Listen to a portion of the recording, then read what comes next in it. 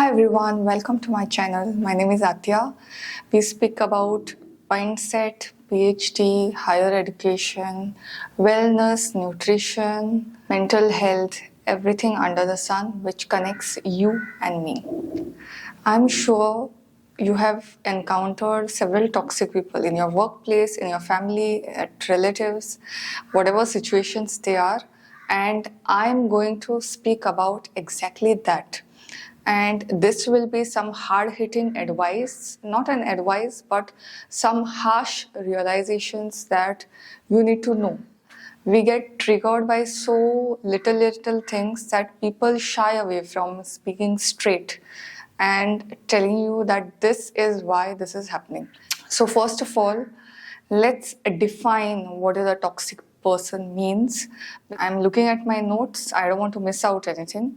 If you have a conversation with somebody and you are left feeling confused and unsure of yourself, angry, drained, disappointing, and these feelings happen every time you speak to that person, that is a toxic person.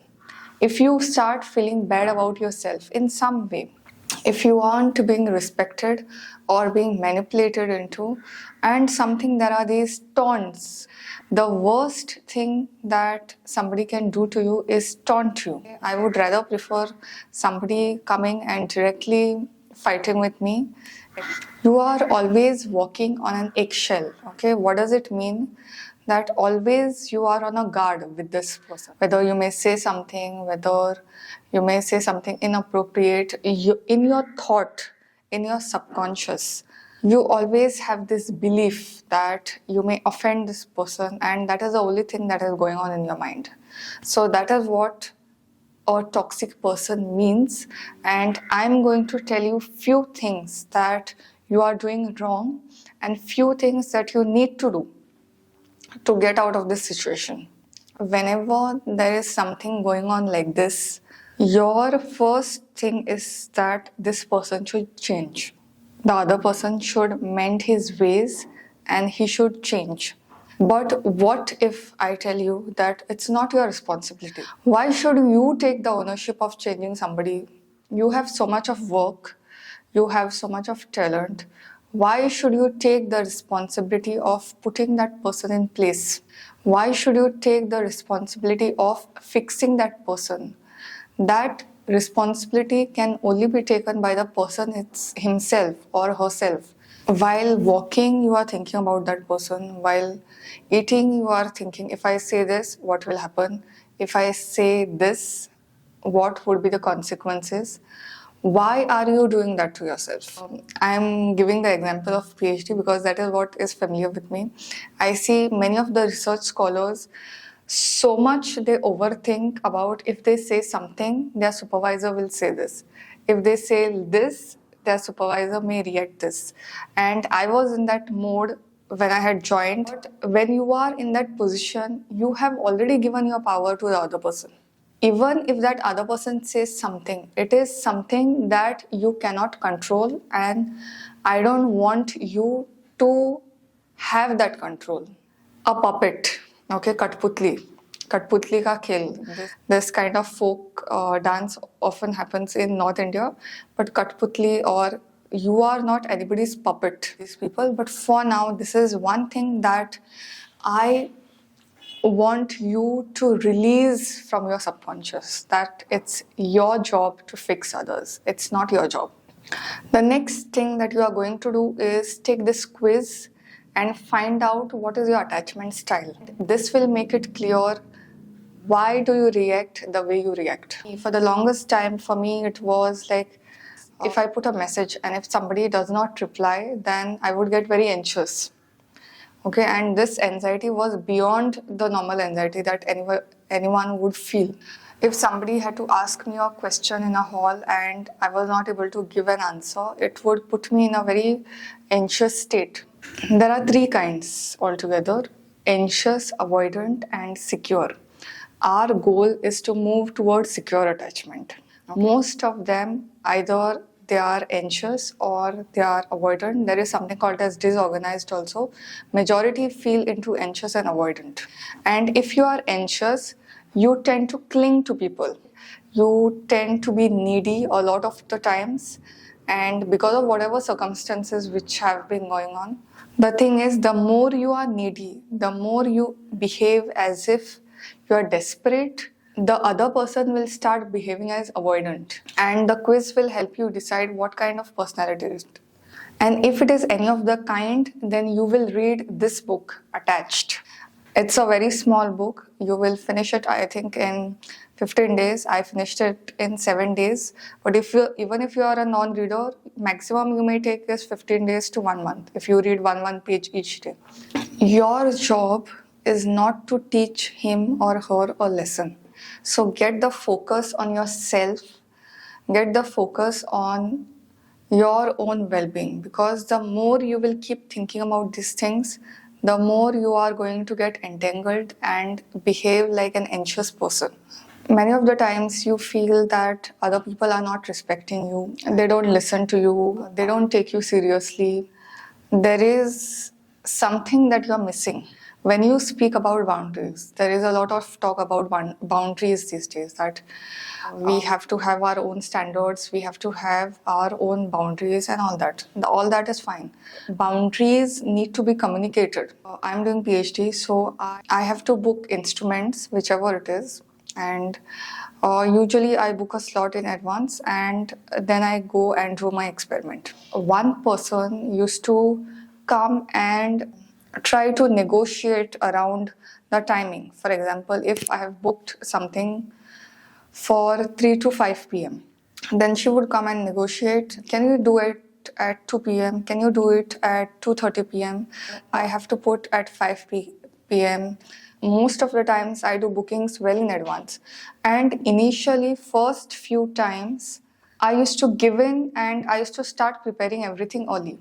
It used to leave me frustrated and fuming, angry, and all that. I started thinking about it and I just said, I can easily say no to this. Okay, I have booked something for this to this particular time. I can easily tell her that this is my time and I won't be able to do it before. This confirming, this people pleasing, and all these things, which emotions which are coming up, these are leading to boundary violation. If you feel something is happening and somebody else is coming in your way, it's time to introspect whether you are violating anybody's boundaries. We speak many things, but we speak things out of our ignorance. And many of the times you don't realize if the other person feels that their privacy is getting intruded. When I was working, I had somebody who used to come and try to peek in everyone's laptop what they are doing. Literally standing behind a person and trying to see what that person is doing on the laptop. Obviously, my other colleagues also started behaving rudely with him. Whenever you feel that you are not being respected, try to introspect whether somebody else is getting annoyed by your behavior. I had this habit of giving advice to people when they were sharing their problems. Others sharing their problems with you does not mean you have to give advice. What you have to give is empathy. And this is the worst thing that you can do. If somebody is sharing your problem, you have to give your advice. You don't have to give your advice. You just have to be there, be present, and listen. Be patient with listening. I also have problem with this concept of forgive and forget. Okay. You may forgive, but don't forget. The primary nature of the person does not change. If there is a kind of, say, suppose jealousy, if there is some negative feeling, because that only you will be able to feel if your colleague or if your relative or somebody has it, then avoid sharing your intimate happy things with such people. How much ever we say be love and light, be good and be respectful, everything, not all people deserve that kind of respect. If they don't deserve it, if they have not earned it, do not give it to them. And when I stopped this habit of giving free advice, automatically whatever I used to say started getting valued in workplace. Moving on to the same tangent, people expect advice from people whom they like. It doesn't matter whether you tell them the truth, it doesn't matter whether you tell them your situation, your in anywhere, whether it is in family or others. If somebody is picking on you, or if somebody tries to constantly target you or anything, it's always better to introspect whether you are sharing anything with that person. If you are not sharing, if you are not giving advice, if that other person has not earned your trust, why are you sharing the intimate information with them? So they are not going to leave their level. So what you have to do is stop sharing things about your life with these people. Stop sharing your sufferings with these people. Stop sharing your happiness with these people. Okay? Keep some people at face value. Don't give them access to your emotions. If you are a research scholar, then this is by far the largest learning that I've learned. Don't give access to information and emotions about you with any of your colleagues, with your supervisor, with your hierarchy, with the different people in the department, whoever. Don't give access to emotions. Your suffering and your this, you deal at your level. Either take help of therapy, take help of people outside your circle, take help of anybody else but the people who are actually involved in that. Everyone has a language in which they understand. Everyone has a way in which they understand things. Sometimes I see some people, they will keep pushing your buttons till you shout and confront them. Not everyone is meant to be spoken peacefully. I want to say, not everyone is meant to have your respect, love, and all that. Sometimes you have to be really savage in a way that people understand and get the message loud and clear. When you get access to other people's information, it is a non-verbal contract that they get access to your world. Like sometimes you have these groups, okay, wherever, in relatives, in workplace or anywhere, and a certain person is there you may not like, or whom they are discussing something. You go and give your advice and opinion.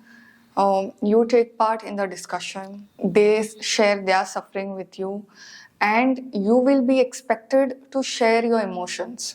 If you participate in their world, you will be expected to share about your own world. The other thing that I want to say is that you will never be able to prove your capacity to a toxic person. I'll repeat, you will never be able to prove your capacity, your capability, your efficiency to a toxic person.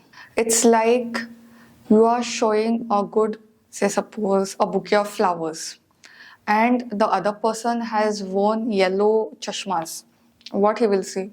He will see everything yellow because his lens is dirty. We always have this need for other people to appreciate, to approve, and it's high time that you do it for yourself. You approve of yourself, you validate yourself, you try to seek places where you get actual satisfaction and contentment rather than relying on this person for your needs, for your emotional needs. For example, where I work now, I make it a point to stick to my objectives and stick to whatever my course is. If I have to participate or if I have to give my opinion, I do it off campus or I do it outside that particular circle. I take therapy regularly, and it gives me a buffer, okay, where I can share my feelings and get validation for whatever I'm doing. I speak to other people, I speak to my family, I speak to people who are associated with several causes which I'm passionate about, and I attend the events and I see what can be done. Okay. So that is a choice that you have to make. You cannot be restricting yourself to a particular group knowing that it is a toxic group and you will be asking for their approval and their opinion. If somebody asks for something regarding yourself, if you don't want to share that information, and if the person is like that, in such cases, I'm saying, you have to maintain silence or you can change the topic. What happens is, in our subconscious mind, we have this feeling to conform, to people please, or get to the other person's standards. You need not share. What I used to do is, somebody used to ask something, I used to be very straightforward and give the correct answer. About myself, straightforwardness does not mean if somebody is asking you something and you give the correct answer about your life. Straightforwardness means the courage to understand that the person who is asking you something is not worth telling the right answer. Like where I was working earlier, I had this colleague who used to keep asking about my routines and personal stuff. And I was also new that time, so I didn't really know how to deal with it. I want to tell you this, that you have a choice. If somebody asks you anything, you have a choice to divert. You have a choice to say no. You have a choice to stay silent. And it's high time you exercise these choices. Don't behave as if somebody is asking you this and subconsciously you are preparing to give an answer. You need not give an answer. If there are things which are going on beyond your understanding and you are not just able to understand it, then please take the help of a therapist or counselor. And going to a counselor does not mean you are psychic. In fact, I would say at least one session of therapy is compulsory to everyone, because many of the times we do meditation and everything, but we do not know why the triggers come. And I have done a video on therapy if you are taking for the first time, so I'll link it somewhere. Let people earn your trust. Don't be so cheap that you give away whatever information you want to them. Not everyone deserves your opinion. Not everyone deserves your advice. Nor does everyone deserves that you respect them.